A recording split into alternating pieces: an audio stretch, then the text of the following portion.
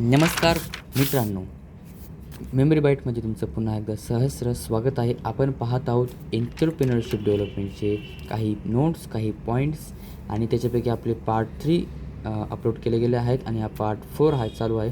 त्याच्यापैकी हे जे क्वेश्चन्स आहेत ते मी नंतर काढलेत. मला वाटलं की हे पण आपण टाकून देऊ म्हणून मी टाकलेत. त्याच्यापैकी मी शॉर्टमध्ये सांगतो आहे. तुम्ही बघू शकता की ॲडव्हांटेजेस प्रॉब्लेम्स फेस बाय एस-एस-आय काय होतं की स्मॉल स्केल इंडस्ट्रीज होतं की त्याचे ॲडव्हांटेजेस काय आहेत की काय करतं ते एम्प्लॉयमेंट जनरेट करतं.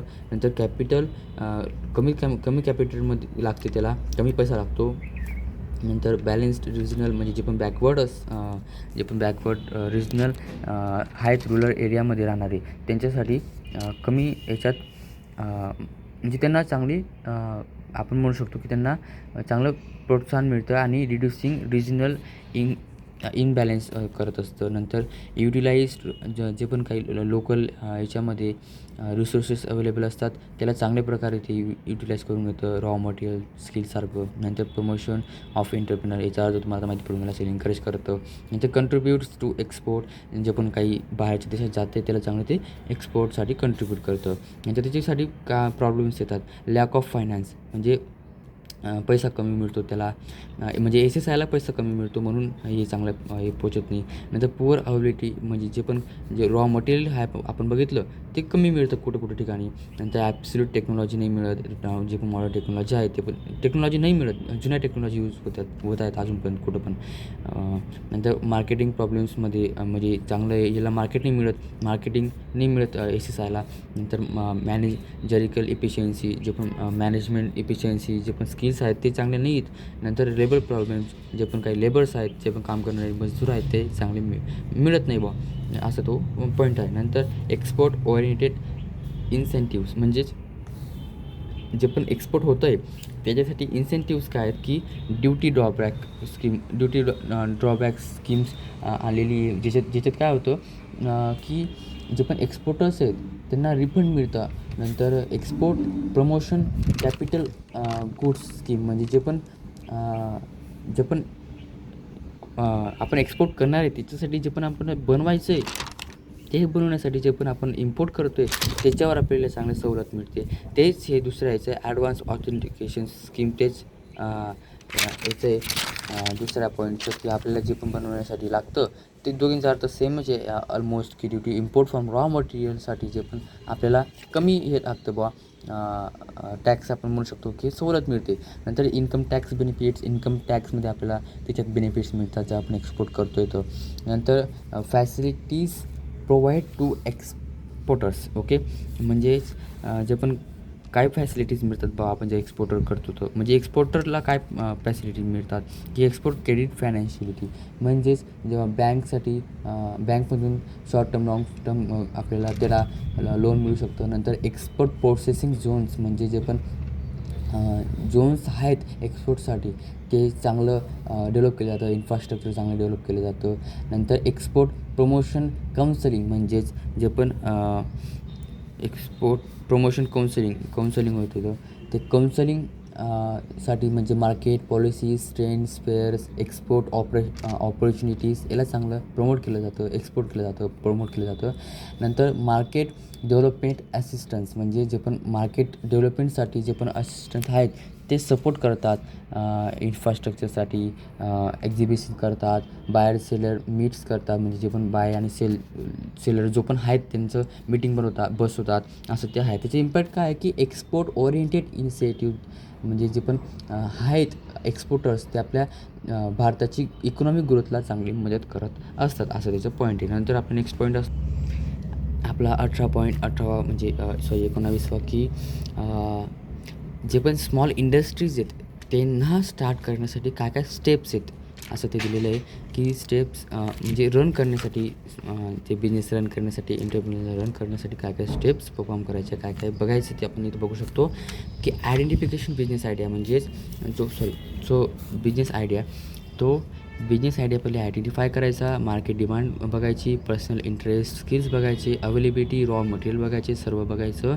मग नंतर त्याच्यानंतर फिजिबिलिटी स्टडी बघायची. फिजिबिलिटी स्टडीमध्ये काय बघायचं की टेक्निकल फिजिबिलिटी आपण बघितलं, technical feasibility, financial feasibility, market feasibility बघायची, की जो प्रॅक्टिकल नॉलेज बघायचं की नाही बुवा खरं होऊ शकतं का. नंतर प्रिपेरिंग फॉर प्रोजेक्ट रिपोर्ट बघायचं, प्रिपेरिंग फॉर प्रोजेक्ट रिपोर्ट बघायचं. जो पण आपण रिपोर्ट तयार करतो त्याचा पहिले प्रिपेअर करून घ्यायचे, त्या रिपोर्ट बनवून घ्यायचा, ऑब्जेक्टिव्स बघून घ्यायचे, एस्टिमेट कॉस्ट प्रॉफिट बघायचा, प्रोडक्टची प्रोग्रेस बघायची, मार्केटिंग प्राईस तिथं ॲड करायचे. नंतर अरेंजमेंट ऑफ फायनान्स, म्हणजे जे पण आपलं फायनान्स आहे ते कुठून होईल, कुठून पैसा मिळेल, पर्सनल सेविंग्स बँककडून मिळेल, गव्हर्मेंट स्कीम्सकडून, हे सगळं बघायचं, सगळं नोट करायचं, रिझ्यूममध्ये सुद्धा नोट करायचं ते. नंतर सिलेक्शन ऑफ लोकेशन, मग लोकेशन सिलेक्ट करायची की कुठं टाकायचे तुम्हाला ते बघायचं.